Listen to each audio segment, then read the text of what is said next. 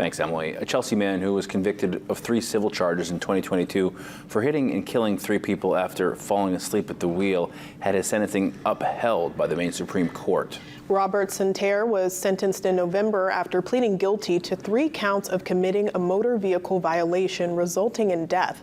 Santerre was ordered to pay $5,000 for a memorial for the victims and lose his driver's license for 9 years. Santerre challenged the sentence, saying he should only have been faced with 1 civil charge instead of 3. The Maine Supreme Court upheld the ruling, saying that since the accident caused 3 deaths, he committed 3 violations.